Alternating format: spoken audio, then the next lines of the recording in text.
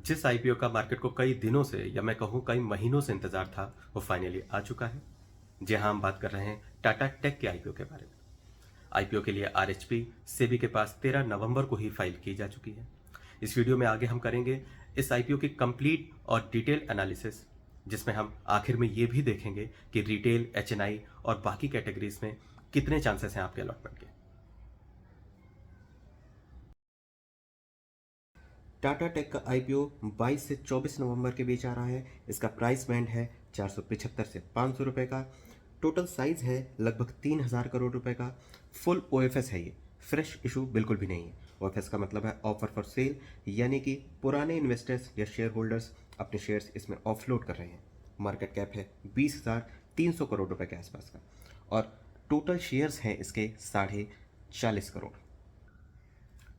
आइए अब देखते हैं कि टाटा टेक आखिर करता क्या है। ये सब्सिडियरी है टाटा मोटर्स की। ये ER&D डोमेन में काम करता है, यानी कि engineering, research and development field में प्रोडक्ट डेवलपमेंट करता है, डिजिटल सॉल्यूशन प्रोवाइड करता है ग्लोबल OEMs को।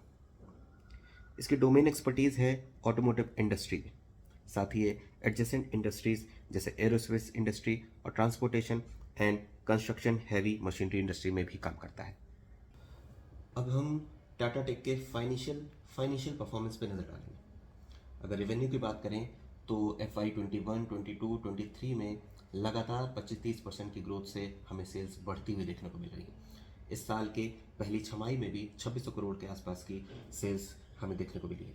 प्रॉफिट आफ्टर टैक्स की बात करें तो वो भी 21-22-23 फाइनेंशियल ईयर में लगातार 30-35-40% की रेंज में बढ़ता हुआ दिख रहा है। इस साल की पहली छमाही में 350 करोड़ से ज़्यादा का प्रॉफिट किया है। एबिटा मार्जिन लगातार बढ़ते हुए दिख रहे हैं। वही प्रॉफिट मार्जिन के साथ है, वो भी बढ़ रहे हैं। नेटवर्क भी बढ़ रही है। ROE की बात करें यानी रिटर्न ऑन इक्विटी या RONW यानी रिटर्न ऑन नेटवर्थ की, तो वो भी हमें बढ़ती हुई दिख रही है। इस साल की पहली छमाही में 12-12.5 के प्रतिशत के आसपास का ROE देखने को मिला है।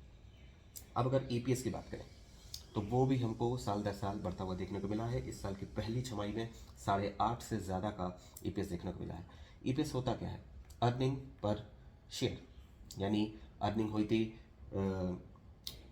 अगर फाइनेंशियल 23 की बात करें तो 624 करोड़ की अर्निंग हुई थी और टोटल नंबर ऑफ शेयर्स थे 40.5 करोड़। यह आंकड़ा लगभग 515.4 का आएगा, ये रुपए में निकलेगी, तो 15.4 रुपये लगभग उसकी EPS निकली थी 23 में। अब हम आगे बढ़ते हैं, इसको वैल्यूएट करते हैं। वैल्यूएट करेंगे हम पी रेशियो के बेसिस पे। अगर FY23 के अर्निंग को बेसिस माने तो पी रेशियो क्या होता है?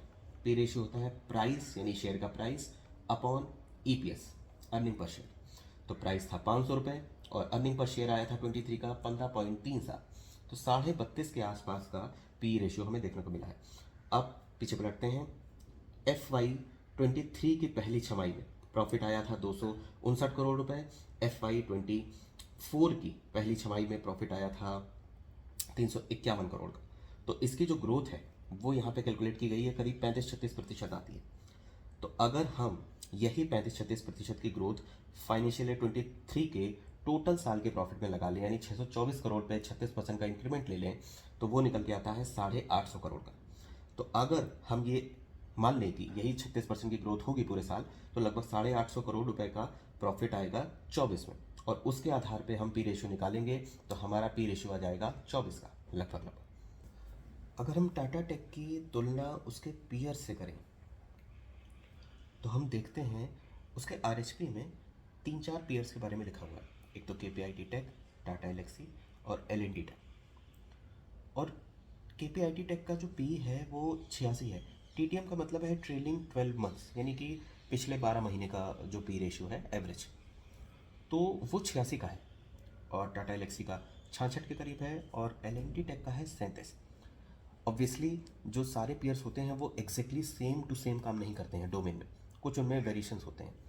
और जो इसका क्लोजेस्ट पीयर है वो है KPIT टेक और उसका पी है 86 का।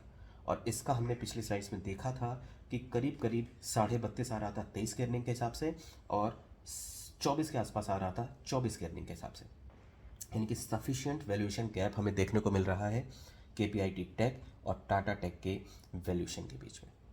अब बात करेंगे कि टाटा टेक की शॉर्ट टर्म में क्या संभावनाएं हैं।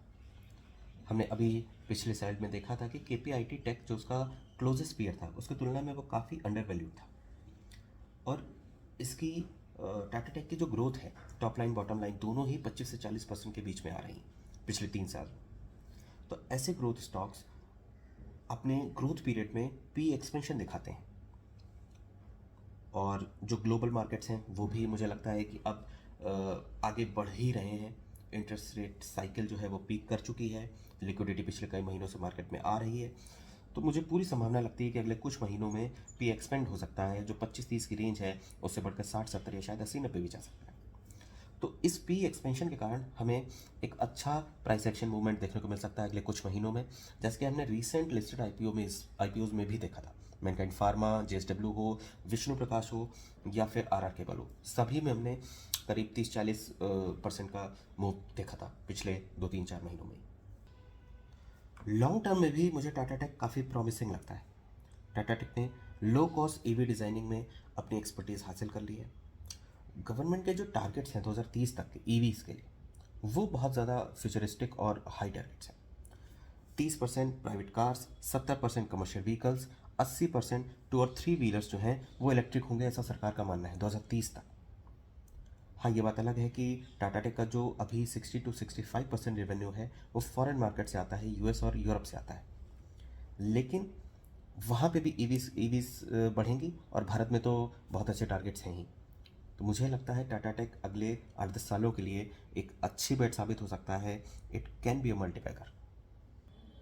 अलॉटमेंट चांसेस की बात करें तो रिटेल कैटेगरी में एप्लीकेशन जो रिजर्व्ड हैं वो हैं 6 लाख के आसपास, SHNI कैटेगरी में रिजर्व्ड हैं 6,500, BHNI कैटेगरी में रिजर्व्ड हैं 12,500।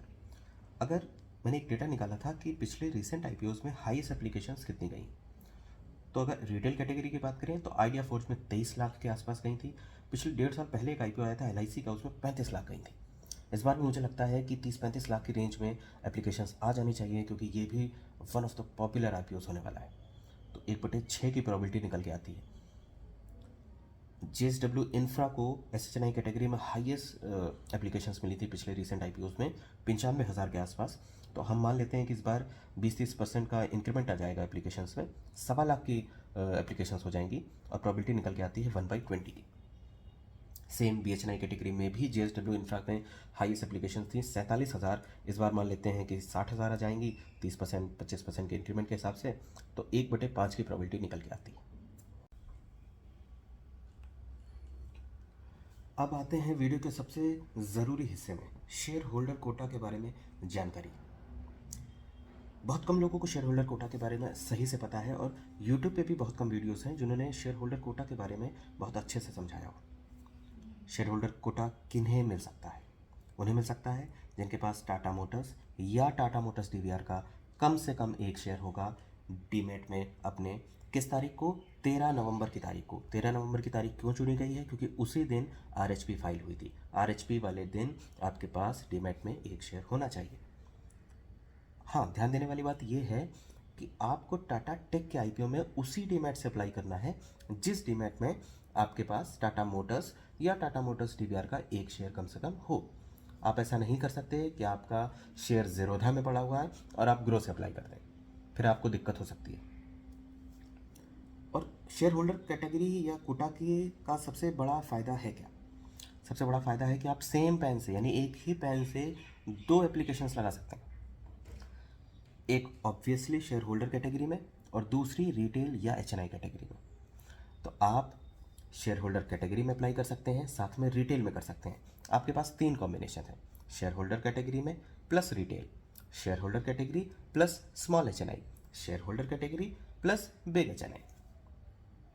10% जो शेयर्स हैं वो रिजर्व्ड हैं शेयर होल्डर कैटेगरी के।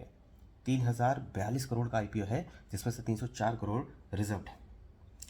अलॉटमेंट के चांसेस, अलॉटमेंट जो है वो प्रोपोर्शनेट बेसिस पे होगा। प्रोपोर्शनेट बेसिस का मतलब क्या है? इसका मतलब है आप जितने नंबर ऑफ लॉट्स ज़्यादा अप्लाई करेंगे उतनी आपकी संभावना या चांसेस बढ़ जाएंगे अलॉटमेंट होने के। एक यहाँ पर और एक बात है कि टाटा टेक के IPO में जो मैक्सिमम लिमिट है शेयर होल्डर कैटेगरी की वो है 2 लाख की। 13 लॉट आएंगे, 15,000 का एक लॉट है, लगभग नहीं एग्जैक्ट 1.95 लैक्स की 13 लॉट आएंगे। तो आप जब 1,95,000 के 13 लॉट लगाएंगे तभी आपके मैक्सिमम चांसेस हैं। और मेरे ख्याल से अभी उसमें 1 लॉट तो मिल ही जाना चाहिए, हो सकता है 2 या 3 लॉट भी कन्फर्म्ड मिल जाए आपको 13 लॉट लगाने पे। मैं सब्सक्रिप्शन के दूसरे दिन के बाद सही डेटा दे पाऊँगा, थोड़ा बहुत 2 दिन का सब्सक्रिप्शन डेटा देखकर शेयर होल्डर कैटेगरी का। अभी कुछ कह पाना मुश्किल है एग्जैक्टली कि 2 मिलेंगे, 3 मिलेंगे या 4 मिलेंगे या 1 ही मिल पाएगा।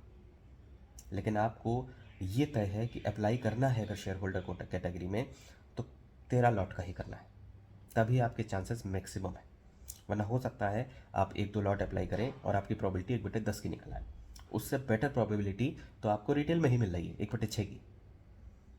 तो आप समझ गए होंगे मैं क्या कहना चाह रहा हूँ। जैसा कि आपने देखा कि आईपीओ का साइज बड़ा होने के कारण रिटेल और रेस्पेक्टिव एचएनआई कैटेगरीज में अलॉटमेंट के चांसेस काफ़ी अच्छे हैं बाकी दूसरे आईपीओस की तुलना में। तो मेरे ख्याल से आपको अपने फंड्स की अवेलेबिलिटी के हिसाब से जितनी पॉसिबल है उतनी एप्लीकेशंस लगानी चाहिए। आईपीओ की लिस्टिंग हम 60 to 80% के बीच में एक्सपेक्ट कर सकते हैं। Short term to mid term में ये आईपीओ अच्छा करना चाहिए क्योंकि पी एक्सपेंशन का पूरा स्कोप नजर आता है। इवन लॉन्ग टर्म में भी ये आईपीओ अच्छा कर सकता है। ये मेरा पहला वीडियो था। अगर आपको वीडियो अच्छा लगा हो तो आप लाइक और शेयर कर सकते हैं। आगे आईपीओस पर और स्टॉक्स पर ऐसे ही वीडियोस देखने के लिए आप चैनल को सब्सक्राइब भी कर सकते हैं।